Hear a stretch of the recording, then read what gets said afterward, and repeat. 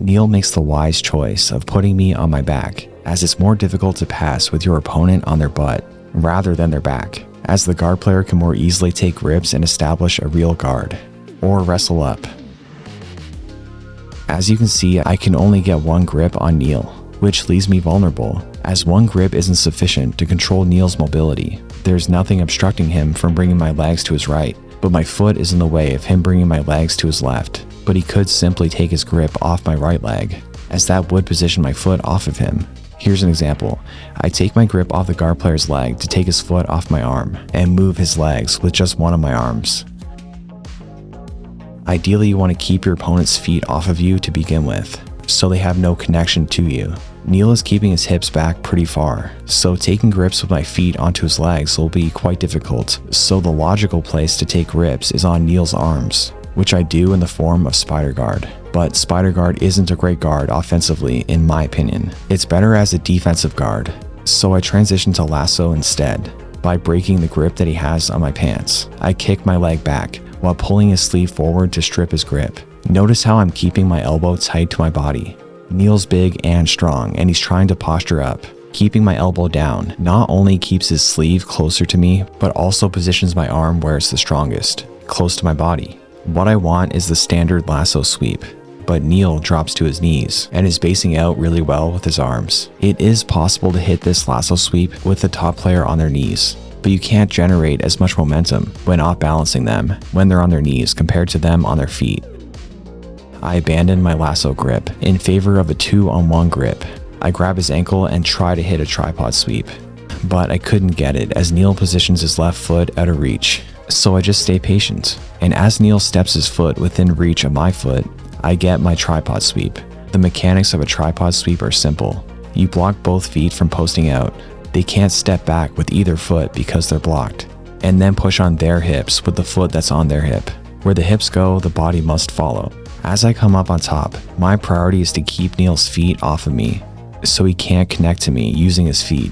As Neil inserts a knee shield, I start to smash it down using my body weight, but instead I position Neil more onto his back, which positions his knee shield more towards the sky and less towards me.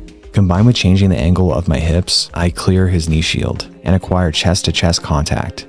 Now Neil is pinned, and it'll be easier for me to fully secure the pass. I push on his thigh to free my leg and try to mount him, but I'm forced to post out and abandon my attempt. I bring my weight back to stay safe. When transitioning to mounts against big guys, you need to be careful and be aware, as they can reverse you from positions that normally wouldn't carry as much risk against someone closer in size and strength.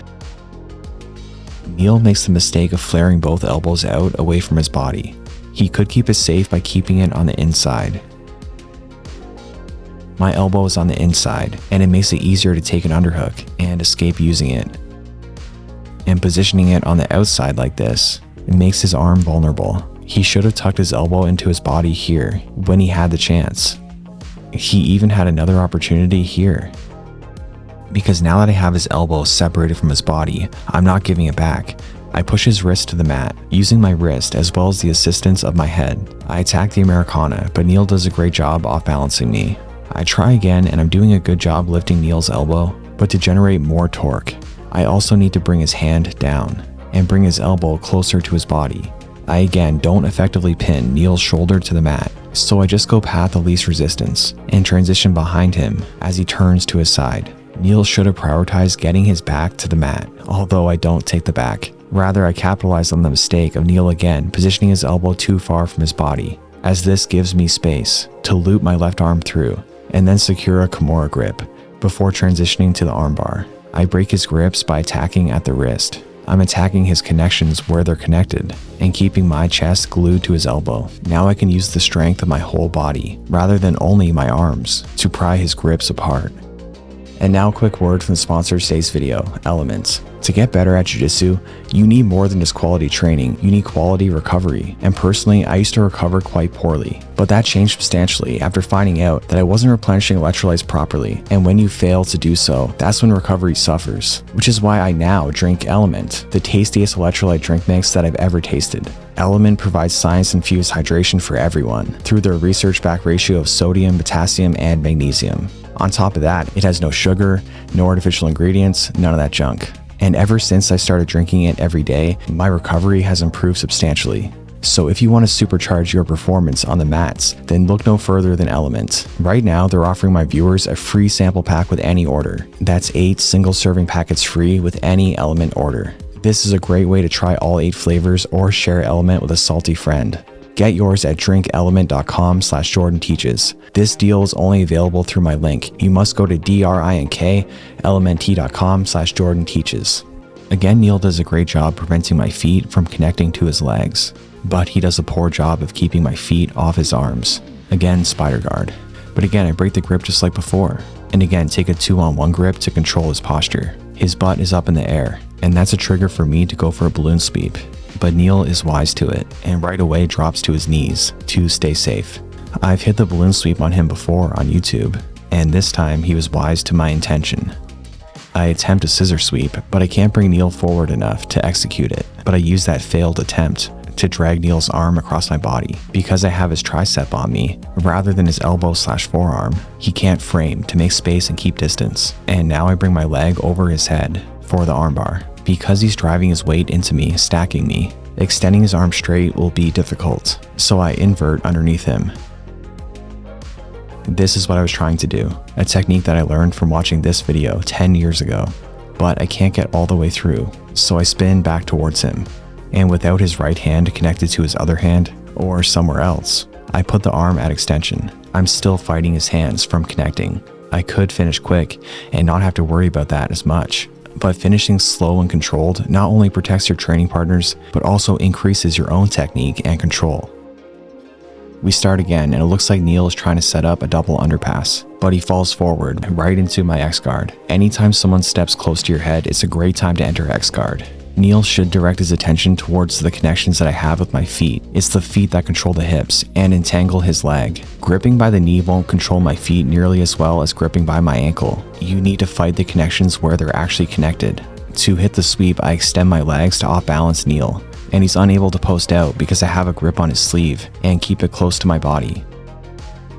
His elbow again is flared way too much away from his body, and I pop off the grip that he has on my shoulder to pin his wrist to the mat, which is something I do in no-gi as well to secure the Americana. With his arm pinned to the mat, I pass off his wrist to the other hand, and now I just need to bring my left elbow to the other side of his head, which I accomplish, and this time I finish the Americana.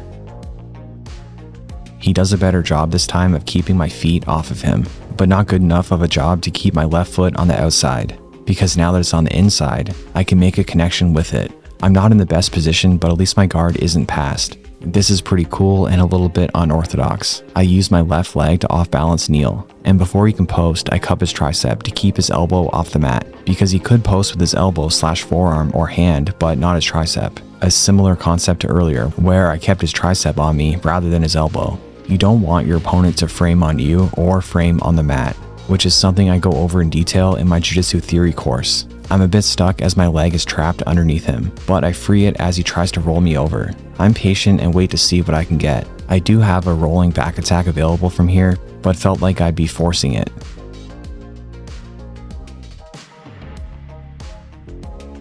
So instead, I wait for Neil to move, so I can counter his movement. As he tries to get to his knees, I jump to the other side and I take his back. He should have closed off the space between his elbows and his knees to prevent me from putting my hooks in.